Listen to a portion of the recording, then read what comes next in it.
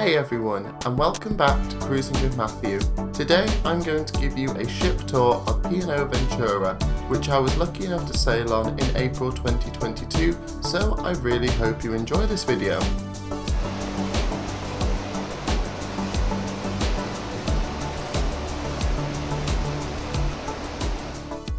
Before we start, I want to talk about my very first sponsor on this channel, and that is My Kind of Cruise, who are the world's first and only mobile app where you can search, compare and book across a range of cruise lines. Having booked with them for my April 2023 cruise on board the fabulous Britannia, I was really impressed with their high standard of customer service and good prices. So if you want to have a look, click on the link below in the description and you'll be able to download it on any Apple or Android phone.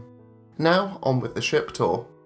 Ventura entered service in 2008, being christened by Dame Helen Mirren on the 16th of April 2008. Ventura is a Grand Class ship carrying 3,000 passengers and 1,200 crew across 14 passenger decks. She can be considered a medium to large ship by today's standards and offers a range of choice on board, so let's take a look around. Deck 5 consists largely of cabins, however if we move further midships we encounter the Whitehall Gallery, which showcases a range of art which you can even buy on board. Although I doubt I'll ever buy art on board a cruise ship, I love looking at the various styles of art on offer as I move through the area. Directly adjacent to the gallery is Ventura's atrium, which spans 3 decks running from decks 5 to deck 7. This is the focal point on Ventura and has a lot of venues on offer here as well.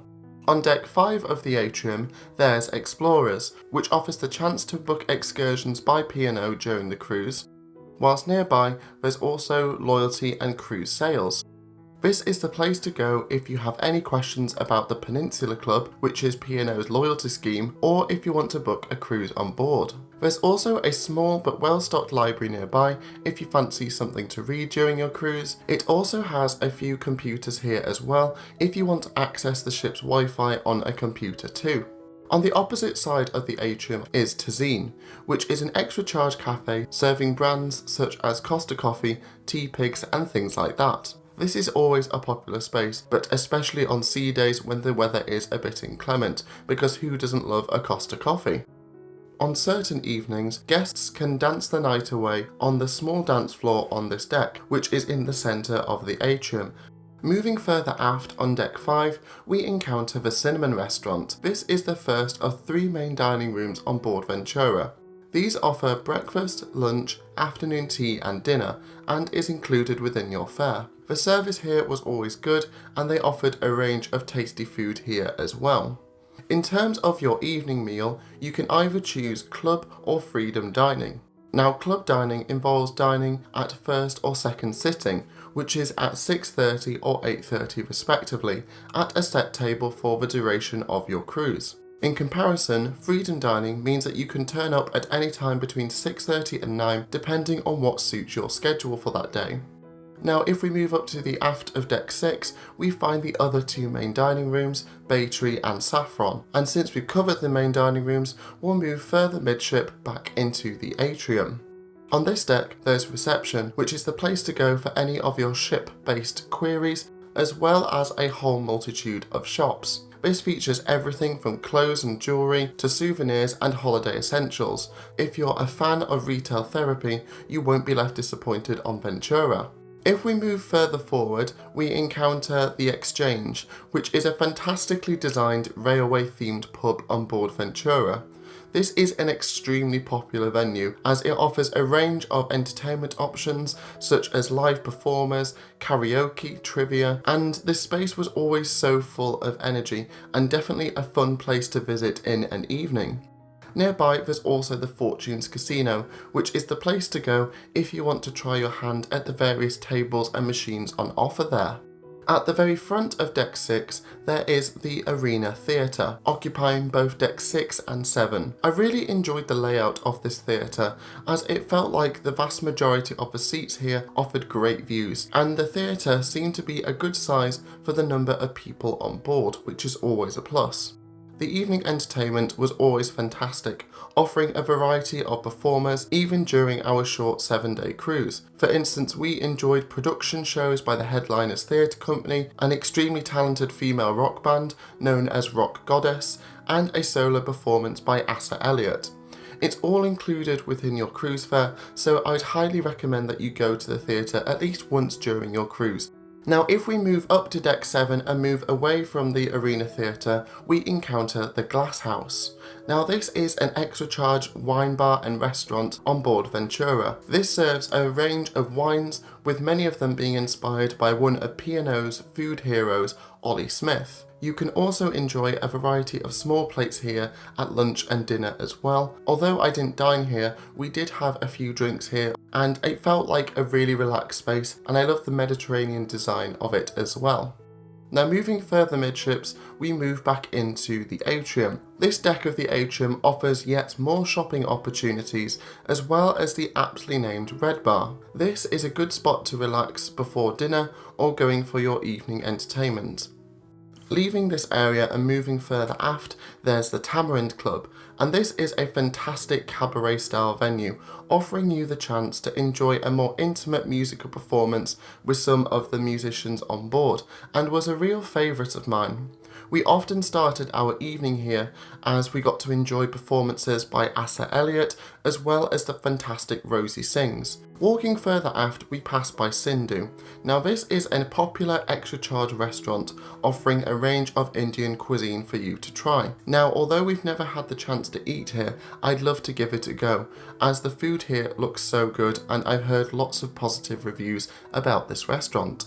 Nearby, there's also the photo gallery, offering you the chance to look and purchase photos taken during your cruise. Additionally, if you have a special occasions, you can even arrange professional photo shoots with the ship's photographer as well. Moving to the very aft of Deck 7 is Havana. This is a lively venue where we saw acts such as Pulse, which is the resident band on board Ventura, as well as another more intimate performance by Rock Goddess. Havana also acts as Ventura's late night venue, which featured a DJ and the opportunity to dance the night away. Me and my friend Ian nearly always ended up finishing our nights here, although we tended to stay firmly sat down. Now, Deck 7 also features a full wraparound promenade deck. This is a fantastic feature on board Ventura, as I love being able to walk around the ship and take in the sea views. It can be quite narrow in certain places, but it's still a great addition to the ship. I especially love the forward section of the promenade, which goes right to the front of the ship's bow. Do note this does require some stairs to get to, but once you reach the Clamshell Bow, you will get some fantastic forward views of the ship, especially when she's at sea. Decks 8 to 14 consist entirely of cabins. During our cruise, we had a standard inside cabin, which I'll show in more detail in a future video, so watch this space. Jumping up to Decks 15, the forward section consists of cabins, so moving midships, we find the open-air Laguna Pool, which features several hot tubs as well as lots of deck space for sunbathing. Nearby, there's the Laguna Bar, which means that you're never too far away from your favourite cocktail. If you're feeling peckish, there's also the poolside grill if you fancy burgers or hot dogs. There's even a poolside pizza and ice cream station nearby too. What makes it even better is that the pizza and grill items are included in your fare and very tasty indeed, although the ice cream is extra charge. Moving further aft, we encounter the Beachcomber Pool, which features a large retractable roof which can be shut during periods of inclement weather. This was a popular space for the kids during our cruise, as the weather wasn't always great. However, because of the glass roof, it meant that no matter the weather, you'll always be able to have a swim. There was also lots of seating nearby, as well as table tennis tables on the upper decks, which definitely kept the kids occupied. It also has its own bar, should you fancy something to drink.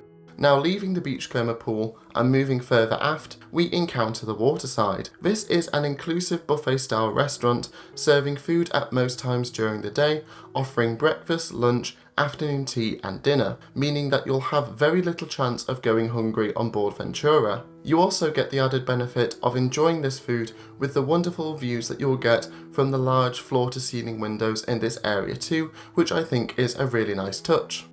A portion of this venue transforms into the Beach House, which is an extra charge venue offering food inspired by America, South America, and the Caribbean. This is the place to go if you fancy something a bit more relaxed and features food ranging from steaks to burgers to even giant hanging kebabs, which is something I'd definitely like to try on a future cruise, that's for certain. Moving outside and ending up at the very aft of the ship, you encounter the fantastic Terrace Pool and Bar. This had to be my favourite pool as you got some fantastic wake views. I love sitting around this pool, reading a book and enjoying my favourite cocktail, because it doesn't get much better than that. This tiered aft area is a wonderful feature on Ventura and gives you some wonderful outside deck space to relax. I especially enjoy the small areas of deck space right above the pools, as it feels like you almost have your own private sunbeds and is a space very much in demand. Moving to the very aft of deck 16, there are the kids clubs as well as a well situated splash pool outside. However, due to it being the holidays, I wasn't able to film in this area because there were kids on board. Moving further forward, there's a large amount of deck space for traditional deck games such as shuffleboard and quoits. One thing that I really love in this area is that if you look up, you will see Ventura's imposing funnel. This offers numerous photo opportunities if you're a ship nerd like me. Moving past the Beachcomber pool, we find ourselves at the popular Breakers Bar, which overlooks the Laguna pool. This is the perfect place to sit and relax with a drink and enjoy the sea views. I also enjoyed the fact that on this deck it has its own stage, so you can sit back and relax listening to some live music. We enjoyed numerous sets by the resident band Pulse, who performed fantastically even if the weather was a little bit windy on occasion. Moving further forward away from the Breakers Bar, you encounter a small walkway which wraps around the remainder of deck 16. This can be a really relaxing place just watching the ship plough through the waves, and I imagine this to be a really good spot if you want to enjoy a sail away in a quieter space, for instance. The forward section of deck 16 features the Oasis Spa and Salon. This is the place to go if you want to enjoy a range of spa or salon treatments on board, which include things such as facials, massages, as well as time in the thermal suite as well. Nearby, there's also a well-equipped gym featuring a range of gym machines as well as free weights. You also get the opportunity to exercise in front of these large panoramic windows which look out to sea. There's also a large studio for those wanting to do group classes here too, so there's plenty of things to help you achieve your fitness goals during your cruise. Now moving up to the forward section of deck 17, there is the Oasis Pool, which is an adults only pool for those wanting a bit of peace and quiet when they swim. Do note, however, although it's close to the extra charge retreat, it is included in your cruise fare. This place is also close to changing rooms and also features its whirlpool spa as well, so definitely a relaxing space on board. Nearby, there's also a large amount of sunbeds dotted around here too, so in nicer weather, I imagine this is a fantastic spot to go and sunbathe. Directly in front of the Oasis Pool is the retreat, and this is an extra charge section of the ship where you can enjoy padded sunbeds and a variety of comfy deck furniture under these shaded awnings. So if you want to enjoy a quiet and secluded environment at an extra cost, then this is the place to go. Now if we jump right to the back of the ship, on deck 17 we also encounter the Epicurean. This is an extra charge fine dining experience which highlights the best of British. This venue offers high standards of food and service, so definitely a place to consider if you're wanting to celebrate a special occasion. I think it's a really nice touch that you also have the opportunity to dine al fresco in this restaurant as well if the weather is suitable. Jumping up to deck 18 at the very aft of the ship, we find the fantastic Metropolis Bar. This has to be my favourite bar on board Ventura, as you get fantastic views out to sea. It's also really unique as the bar slightly hangs out over the side of the ship, so if you get to sit in the right place, you get to look all the way down the side of the ship, which is incredibly cool. By day, this can be a really chilled place to relax and read, whilst by night, it's a popular place to enjoy some pre or post dinner drinks. They often have a pianist or musician playing here too.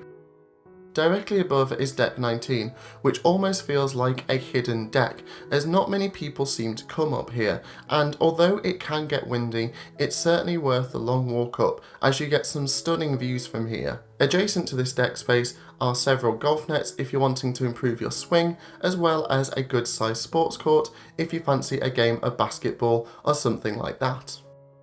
So there you have it, my full ship tour of P&O's Ventura, and I really hope you enjoyed it. Although Ventura is a bit older than some of the more modern ships in the P&O fleet, such as Iona or Arvia, I think she's still a fantastic ship to cruise on. She has lots of features, such as her fantastic Clamshell Bow, the Metropolis Bar, or the wonderful Terrace Pool, offering those fantastic wake views. She's also a good size in my opinion, as she's big enough to keep you occupied during the day, but reasonably sized enough that you don't get hopelessly lost when you embark for the first time. Thank you so much to My Kind of Cruise for sponsoring this video, and thank you so much to all of you for continuing to watch my videos. If you want to know more about cruising with Matthew, then take a look at all my other social media sites, the links are in the description below, and please like and subscribe because it's always appreciated. I hope that you're all doing well at the moment, and I can't wait to see you in my next video. So until next time, this is Cruising with Matthew, and thank you so much for watching.